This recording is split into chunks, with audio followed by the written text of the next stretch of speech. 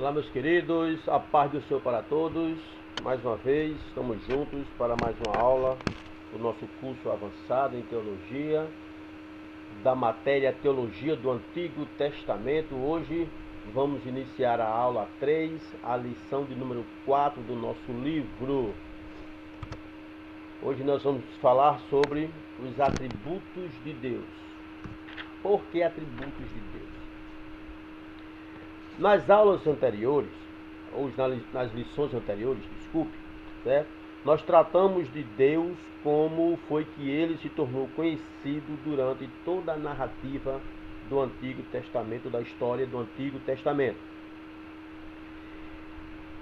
A afirmativa básica do Antigo Testamento é de que Deus existe e que só e somente ele é o verdadeiro Deus. Israel não deveria adorar a Deus como se ele fosse apenas mais um entre os milhares dos falsos deuses do mundo antigo. Israel não deveria adorar a Deus como se ele fosse o maior de todos os deuses. Por quê? Porque ele diz, como a maior declaração de fé do Antigo Testamento, é quando o próprio Deus diz assim: ouve, ó Israel, o Senhor teu Deus é o único Deus. Deus não era mais um, não. Ele era o único Deus. Israel tinha que propagar esse Deus como único e suficiente Deus. Então, na lição de hoje, nós vamos tratar dos atributos morais de Deus. À medida que nós vamos estudando essa lição, faço até um pedido a vocês que orem para que Deus nos conceda uma nova consciência de perfeição moral e que abra os nossos corações e mentes para entendimento desta palavra. Por que eu estou pedindo isso na aula de hoje? Porque nós vamos tratar aqui, irmãos, de atributos de Deus. Não é fácil, tá certo? E tem muitas coisas que nós não vimos ainda nos cursos no básico nem no médio, que nós vamos ver no avançado, e que, como todo bom estudante de teologia, nós temos que ter uma boa peneira, claro. O que é bom nós retemos, o que não é bom nós jogamos fora, porém com o coração e a mente, certo, desprendida de preconceitos, abertos àquilo que Deus quer de fato nos revelar, que o Espírito Santo do Senhor nos guie nessa interpretação e nesse conhecimento dos atributos de Deus, para acabar com todo aquele achismo, que tem muita gente hoje em dia que fica com seus achismos: eu acho, eu acredito, eu vejo, enfim. O que importa não é o que eu acho, o que eu acredito, o que eu vejo. O que importa é o que a Bíblia diz e o que Deus quis se revelar para nós. E os atributos de Deus nos mostra basicamente isso. Muito bem, página 60 do livro, nós temos o primeiro atributo de Deus, que é o Deus eterno. Deus eterno. Bom, antes de falar sobre a eternidade de Deus, vamos considerar um ponto muito interessante aqui, é o relacionamento entre o tempo e a eternidade. Primeiro, está aí na tela, o que é tempo? Progressão cronológica entre um ponto inicial definido e outro ponto final específico. Ou seja, o tempo é finito, o tempo tem começo e tem fim, tá certo? Essa progressão cronológica entre um ponto inicial e um ponto final específico. Onde é que nós vemos isso? Na própria criação.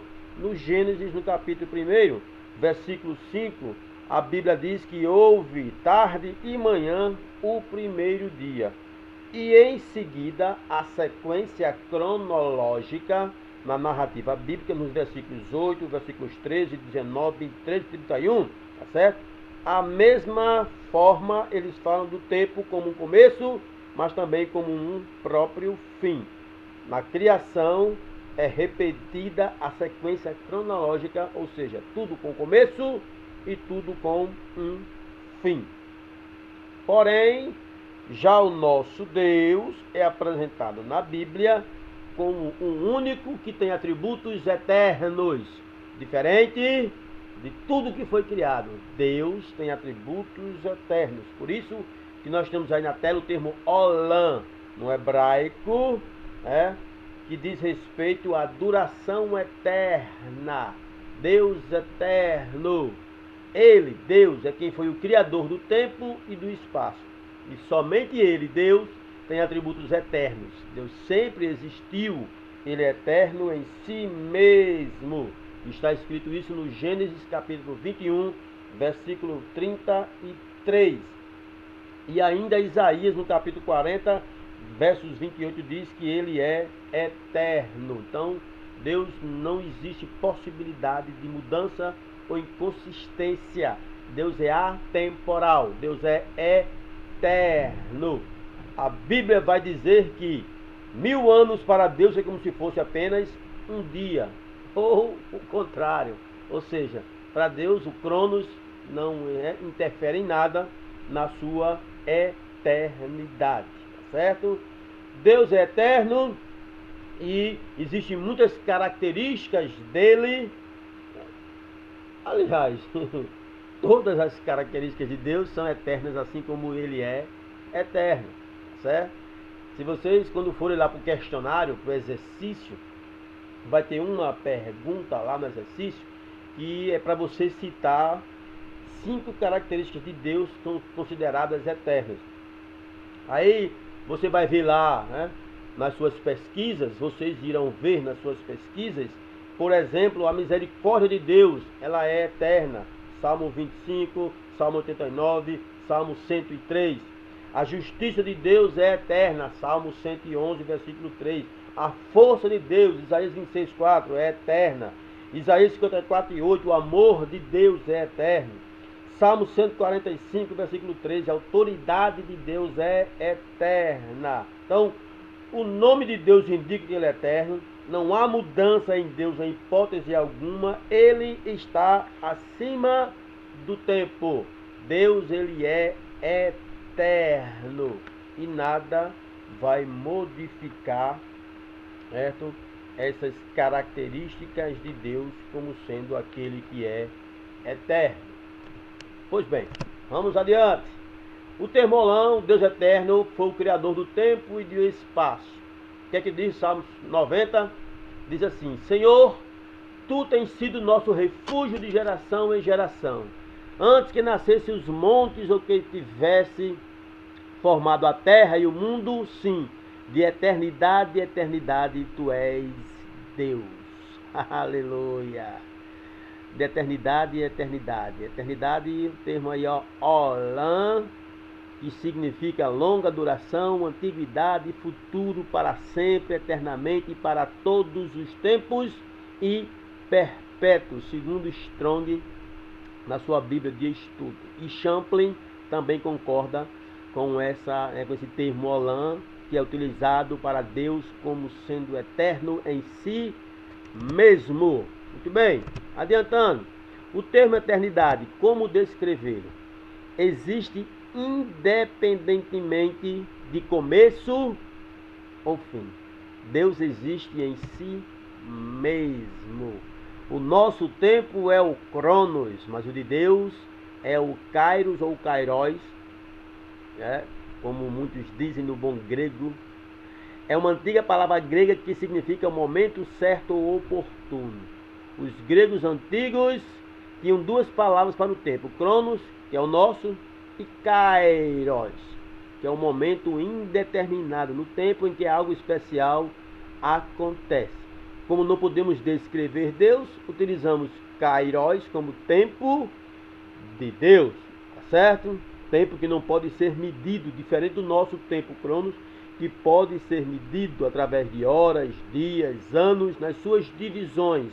O termo Kairos, não. O tempo de Deus não pode ser medido, apenas ele pode ser vivido. Temos ainda no nosso livro as características de Deus como eterno. Como eu falei anteriormente, vai ter uma questão no nosso exercício que vai exigir essas características para vocês responderem. Primeira característica de Deus como eterno: misericórdia. Diz o salmista: lembra-te, Senhor, da tua compaixão, da tua benignidade, porque elas são Olam, eternas. Misericórdia, uma exclamação usada quando nos deparamos como uma situação de desespero, de sofrimento. Um grito de quem pede compaixão. Ou seja, conceder misericórdia a alguém é perdoá-la pelos simples atos de bondade, apesar do outro não merecer o perdão. Trocando aqui em miúdos, misericórdia, para não confundir com graça, né? Graça a favor imerecido, você não merece, mas Deus lhe dá. E misericórdia vai mais além. Vai mais além. Sabe por que vai mais além, misericórdia? Enquanto que a graça você não merece, mas Deus lhe dá, a misericórdia você merece, mas Deus não lhe dá. Como assim? Um grito de quem pede compaixão. O que é que nós merecemos? Morte eterna. Mas Deus não nos dá. Por quê? Porque Ele usa da sua misericórdia. Certo? Vamos adiante. Outra característica de Deus como eterno: justiça. Justiça significa dar a cada um o que merece. A justiça de Deus é a retidão de sua natureza, aquilo pelo qual faz o que é reto de igual medida. Como assim? Deus não paga o homem segundo as suas obras. Não. Quando o Senhor está diante de um ato punitivo, pesa tudo na balança. Deus não pune de qualquer maneira. Deus não age de forma desordenada. Deus age de maneira lógica contra todos aqueles que oferecem ofensas ou desrespeito às suas leis, tá certo? Agora, falando de lei de Deus, temos que olhar algumas características, certo? Algumas características. Por exemplo, a justiça de Deus, ela é santa, ou seja, Deus só pode ser justo. Sua santidade é a causa de sua justiça. A justiça de Deus é o padrão de justiça, está na sua natureza. O padrão de justiça de Deus é equidade. A Bíblia ainda vai mais além, ainda chama ela de sábia, de boa, porque Deus só deseja o que é justo, tá certo? Então, Deus, ele é justo na sua natureza. Quando algo fere, que a justiça de Deus tem que ser aplicada, ele age com equidade e age com justiça, certo? Outra característica da justiça de Deus, eita Jeová, a justiça é natural ao ser de Deus. Deus faz justiça voluntariamente, porque flui da sua natureza. A vontade de Deus nunca será subordinada por causa da sua justiça. Deus não pode ser forçado por causa do seu poder. Ele pratica a justiça por amor à justiça, porque flui, faz parte da natureza de Deus ser justo. Tem outras características, o slide está aí, depois vocês olhem com mais tempo, né? E vão fazer as suas pesquisas, que é natural de todo bom aluno de teologia. Justiça de Deus exata, justiça de Deus perfeita. É assim que Deus procede. Amém? Muito bem. Outra característica de Deus como eterno, falamos de 3. Outra, força. Confie para sempre no Senhor, porque no Senhor Deus vocês encontrarão a força que nunca se acaba, ou seja, eterna. Olam. Outra característica de Deus eterna, amor. No impulso de indignação, escondi de você por um instante o meu rosto, mas com bondade eterna terei compaixão de você, diz o Senhor, o seu Redentor. Então, bondade, chesed, eterna, olam. Então, o amor de Deus também é eterno. Muito bem, meus queridos, falado das 5 características de Deus, que são eternas. Se você compreendeu isso, já tem uma resposta do exercício do questionário. Amém? Pois é, de mão beijada para vocês. Segundo, vamos falar sobre o paganismo no período antigo, que era totalmente destituído de moralidade. como assim? Estamos falando aqui da página 66.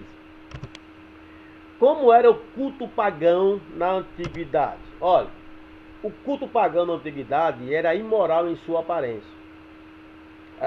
Era tão, tão promíscuo, esse culto pagão, que existiam relações sexuais. Isso mesmo, existiam as prostitutas sagradas que faziam sexo no santuário em adoração dos seus deuses. Está escrito em 1 Samuel 12:22, mostrava, como é que eles faziam essas práticas pecaminosas concernentes a relações sexuais, como sendo culto, adoração aos seus deuses. O que é que eles faziam? Se deitavam com as mulheres que serviam. Ou seja, existia uma tenda sagrada na frente dos templos, onde essas sacerdotisas, sagradas ficavam por lá, e os homens que iam adorar os seus deuses passavam na tenda, pegavam as mulheres, levavam para o templo para fazer suas orgias, ou seja, as suas relações sexuais. Isso era uma das formas do culto pagão. Segunda característica, o culto pagão era escravizante em sua prática. Isso mesmo, escravizante. Olha, nós temos aqui duas referências bíblicas, dentre elas, certo? Nós temos aqui Atos dos Apóstolos, no capítulo 19, nos versículos 24 ao 34, que eu não vou ler para vocês aqui a totalidade, só para descrever, que o apóstolo Paulo, que na verdade quem escreve é Lucas, mas na narrativa que ele fala aqui no apóstolo Paulo, que eles chegavam em uma localidade que tinha um homem chamado Demétrio, fazia de prata nichos de Diana, que dava lucros aos seus artífices, ou seja, quem os construía, as quais, havendo ajuntado com os oficiais de obras semelhantes, disse: senhores, vós bem sabeis que deste ofício temos a nossa prosperidade. Ou seja, estavam escravos à prática, certo, idólatra. E quando o apóstolo Paulo, ele tirou, aquele espírito ah, Jesus, ele tirou aquele espírito de idolatria que aqueles homens tinham, o que foi que eles fizeram? Simplesmente, aqueles homens viram que ia ter prejuízos e resolveram achar que estavam em perigo e a profissão deles em descrédito. Por quê? Porque o templo da grande deusa Diana estava sendo destruído, a majestade dela estava acabando, porque o apóstolo Paulo estava fazendo com que as pessoas daquela localidade largassem a idolatria para adorar ao único e verdadeiro Deus e a Cristo Jesus, o seu Salvador. Então estavam escravizados nas práticas, certo, pagãs dos seus cultos idólatras. Terceira característica, destruidor em sua essência. E aqui, meus queridos, vem a parte mais triste da história do culto pagão antigo. Por quê?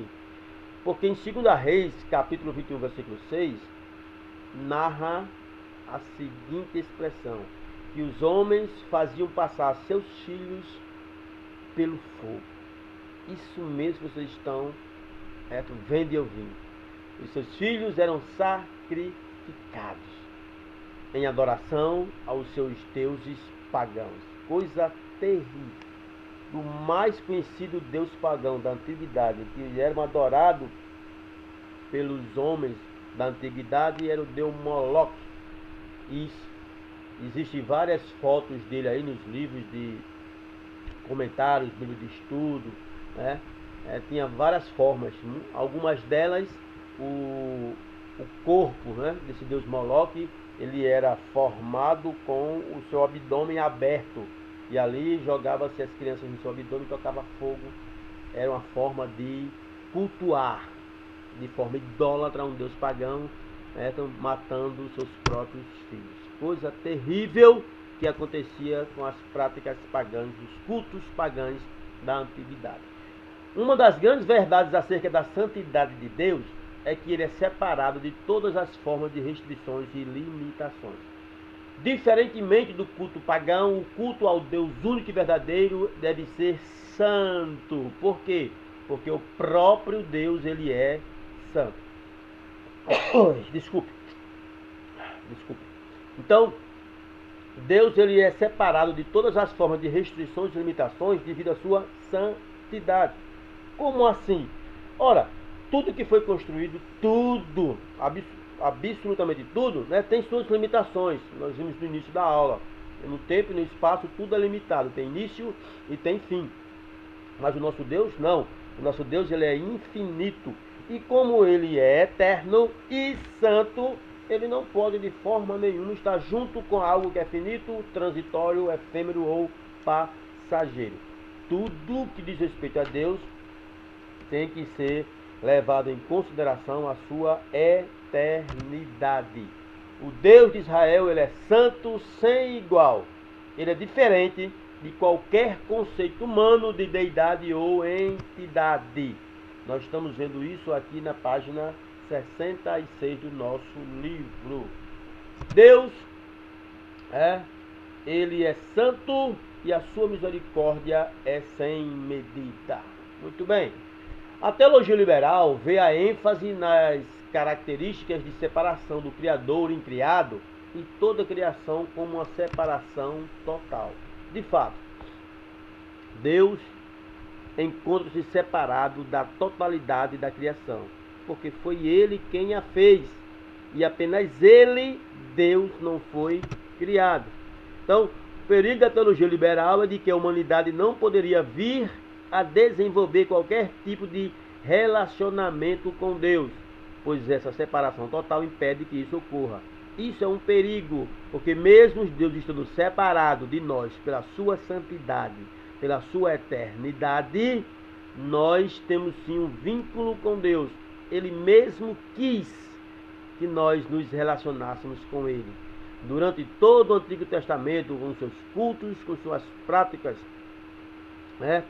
de adoração, de sacrifícios, tabernáculos, enfim, até a vinda de Cristo Jesus, nosso Senhor, para que aquele elo que foi quebrado um dia lá atrás com Adão, pudesse mais uma vez ser corrigido e unido, para que nós pudéssemos ter uma reconciliação com esse Deus. Por isso, essa separação total é um pensamento perigoso da teologia liberal, certo?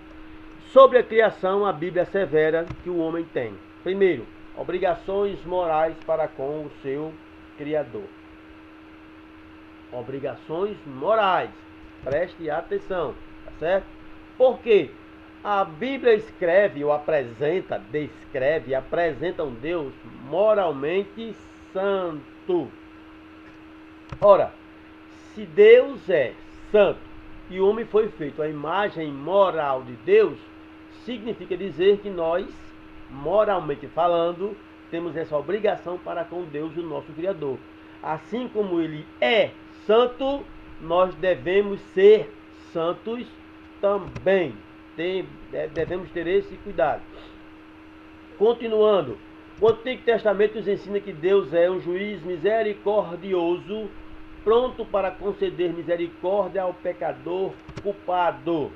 Isso nos mostra a autoridade e soberania do nosso Deus, que é santo, que é eterno. Então, a misericórdia de Deus acha-se no seu amor ao seu povo e requer que nós sejamos santos, assim como Deus é santo. Ainda sobre as características eternas de Deus em relação à lealdade do Senhor. Lealdade é sinônimo de misericórdia. Diz assim a narrativa bíblica de 2 Crônicas 6:14.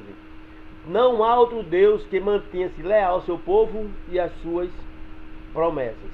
Vejam bem, meus queridos, a lealdade de Deus à sua aliança é baseada em seu amor e sua misericórdia. Como assim? O que é que Deus deve a cada um de nós, seres humanos? Nada. Não deve nada. Mas como vimos na aula passada, Deus ele fez alianças com o homem.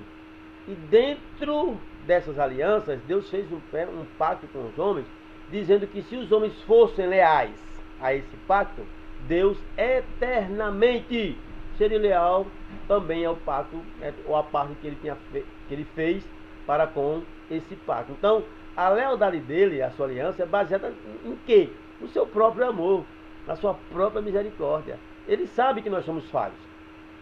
Ele sabe que nós somos pecadores.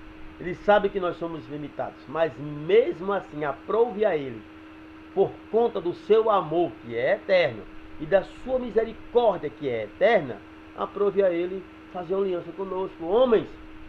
E ele está sendo leal a esta aliança, baseado no seu amor e na sua misericórdia.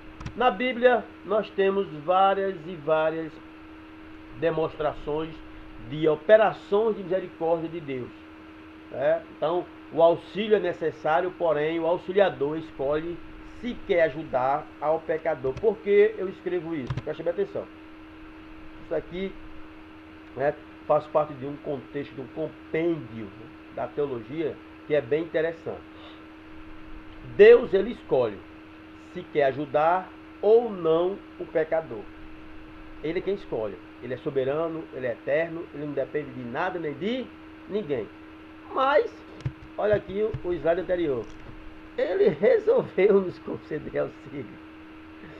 Através das suas alianças conosco, ele resolveu fazer isso. Então, quem é que escolhe se deve ou não ajudar, se deve ou não dar auxílio a quem precisa? É o auxiliador. E Deus resolveu fazer isso. Ele resolveu nos ajudar. Isso nós chamamos na teologia de operação de misericórdia. Nós clamamos, pedimos, solicitamos e ele concede porque ele quer, baseado na lealdade que ele fez, uma aliança com o povo baseado no amor e na sua misericórdia, que são eternas. Muito bem. Outro ponto que merece a nossa atenção, de acordo com a lição. Israel, o povo escolhido, carecia da misericórdia do Senhor. Por quê? Deus escolheu Israel, foi. O que é que Israel tinha de bom para que Deus escolhesse? Nada, absolutamente nada, mas Deus quis escolher Israel, certo? E o povo, ele era um povo muito imprevisível, vamos dizer assim. Ora estava lá, ó Senhor, fala que nós vamos lhe ouvir e atender. Outra hora estava impregnada da idolatria, na desobediência. E entre esses altos e baixos, o povo de Deus, na narrativa histórica do Antigo Testamento, Deus quis usar de misericórdia com o seu povo. Claro, muitas vezes castigando, quando necessário, outras vezes abençoando, mas sempre livrando-os, para que, num certo ponto da história de Israel, eles fossem observar a real necessidade de acabar com a idolatria e a desobediência e voltar-se para Deus integralmente. E foi isso que aconteceu após o cativeiro babilônico e a restituição ou reestruturação da cidade de Jerusalém. Vamos ver isso em outra oportunidade. Adiantando. Sem a misericórdia de Deus, todos os homens, todas as nações estariam condenados. É a misericórdia de Deus, é a causa de não sermos consumidos. Deus não estava obrigado a ter misericórdia nem de Israel, nem de ninguém, mas ele quis assim agir por conta do seu amor. A palavra que é utilizada por lealdade de Deus, a aliança de seu amor por Israel, nós chamamos de Hesed, que significa ou descreve misericórdia de Deus. Certo? Vamos adiante. Salmo 136 fala, no final de cada versículo termina com as mesmas palavras, porque a sua benignidade é para sempre.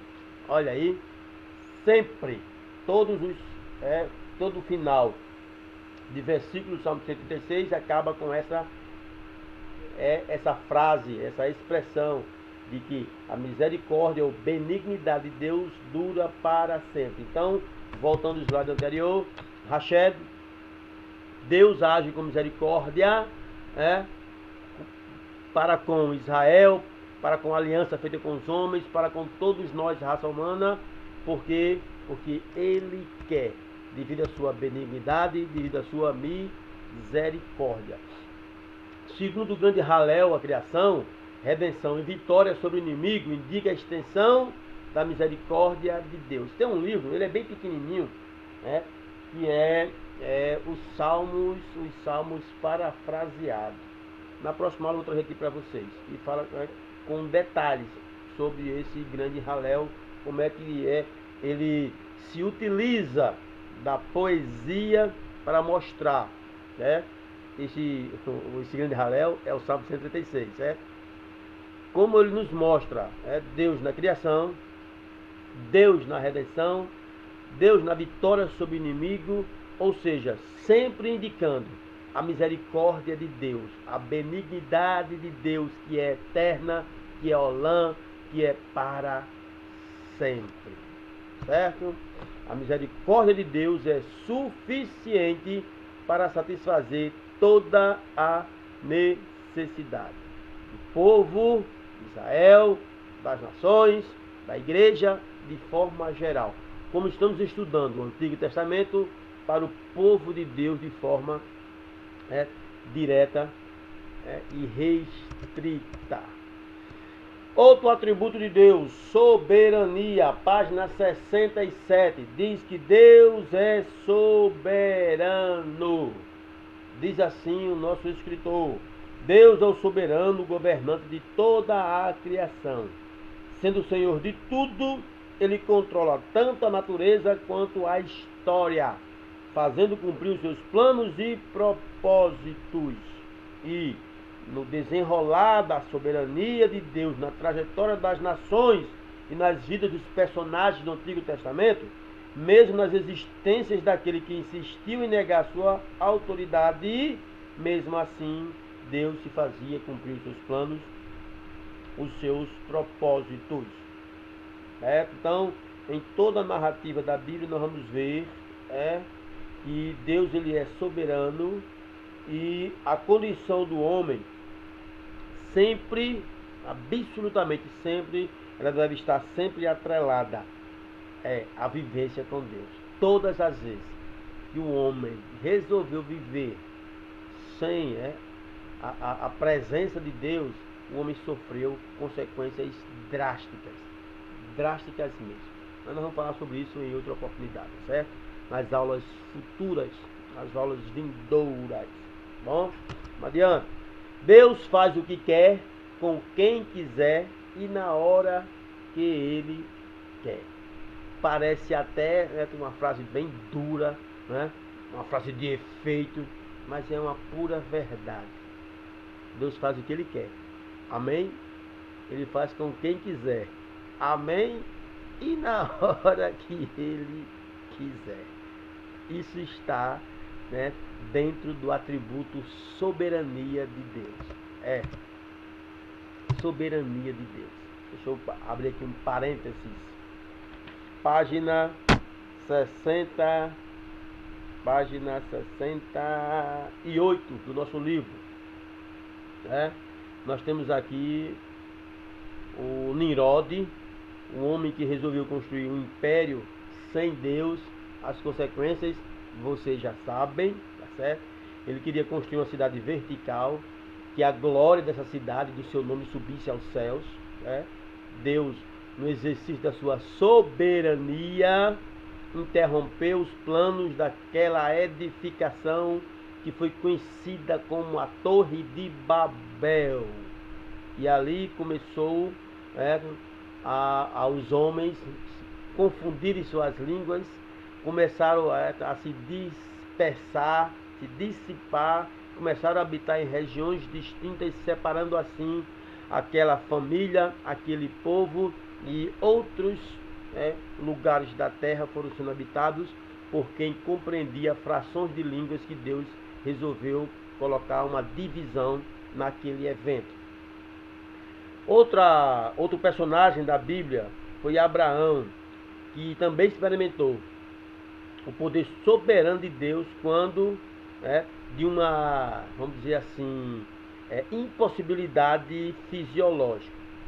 Abraão teve um filho, chamado Filho da Promessa, com sua esposa Sara, que era uma mulher velha e estéril, tá certo? Ou seja, a natureza literalmente se curvou-se obediente ao Senhor da criação, a soberania de Deus. E assim foi todos os seus descendentes. Foi assim com Isaac, foi assim com Jacó, depois com José. Todos eles, de forma bem distinta, receberam um exemplo dessa soberania de Deus. Deus, ele age, só repetir aqui, faz o que quer, com quem quiser e na hora que ele quer, tá certo? Não tem como fugir desta soberania de Deus. Não tem como. E na página 68 vocês têm dois exemplos aqui. Dois líderes mundiais pagãos descobriram a soberania de Deus e de forma bem amarga. Primeiro, Faraó desafiou o poder de Deus, negando-se a libertar os hebreus, conforme está escrito no Êxodo 5:2, que diz assim: quem é o Senhor cuja voz eu ouvirei? Perguntando Faraó. Resultado, vocês já sabem, quando o Mar Vermelho atravessou o povo de Deus, o exército de Faraó foi engolido pelas águas do Mar Vermelho, todos morreram e sucumbiram. Outro líder que eu ia usar a palavra sofrer, mas vou colocar aqui, que viu acontecer a soberania de Deus, foi Nabucodonosor, monarca babilônico, caminhava sobre as muralhas do seu palácio, contemplava toda aquela cidade construída. Ninguém havia que pudesse questionar o poder de Nabucodonosor e a sua autoridade. Porém, o Senhor não olhava para ele dessa forma. Aquilo que o rei chamava de soberania de Deus não era mais do que soberba do próprio rei. Então, em sonho, que foi interpretado pelo profeta Daniel, Nabucodonosor, Deus mostrou para ele que somente no dia em que o rei viesse a reconhecer a soberania de Deus, o Senhor de Israel, é que ele seria restituído ao seu trono e ao seu reino.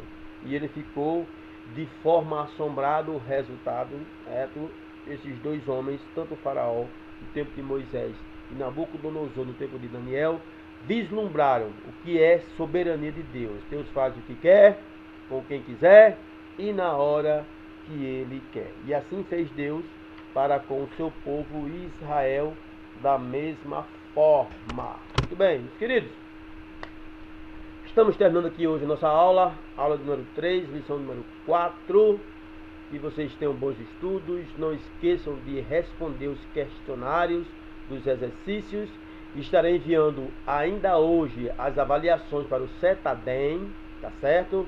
E o CETADEM ficará responsável em repassar para vocês estas avaliações. Lembrando, nosso avançado são 8 aulas, certo? 8 encontros.